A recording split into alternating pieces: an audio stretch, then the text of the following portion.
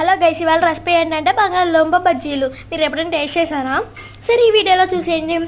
సరే, చూసేద్దాం. ఫస్ట్ అయితే పొటాటోస్ తీసేసుకోవాలి పీసు. దాని తర్వాత పొటాటోస్ కట్ చేసేసుకోవాలి. చూడండి, రౌండ్గా కట్ చేసేసుకుందాం. అన్నీ కట్ చేసుకోవాలి. చూసారా?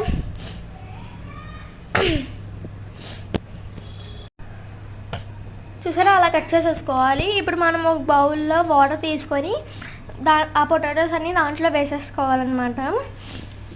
చూసారా, అలాగా అంటే వాష్ చేసినట్టు.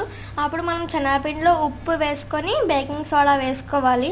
అప్పుడు వాటర్ వేసుకొని ఉండలు లేకుండా కలిపేసుకోవాలన్నమాట. ఓకేనా? ఉండలు లేకుండా కలిపేసుకోవాలి.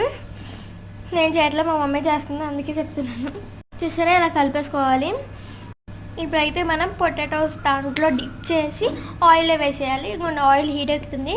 నాకు పొయ్యి దగ్గర ఉండి వేడి వచ్చింది, అందుకే ఐస్ క్రీమ్ తింటున్నాను. చూసారా, మన పొటాటోస్ చిప్స్ అయితే రెడీ అయిపోయాయి. ఇప్పుడు మనం ఒక టేస్ట్ చేసి చూద్దాం. టేస్ట్ అయితే చాలా బాగుంది, కాకపోతే వేడిగా ఉంది, చాలా కాలిపోతుంది. చాలా బాగుంది టేస్ట్ అయితే. టమాటో సాస్లో అయితే ఇంకా బాగుంటుంది, కాకపోతే మన దగ్గర టమాటో సాస్ లేదు. అయినా పర్లేదు, చాలా బాగుంది. మీరు కూడా ఒకసారి ట్రై చేయండి. చాలా బాగుంది, అసలు వదిలిపెట్టరు.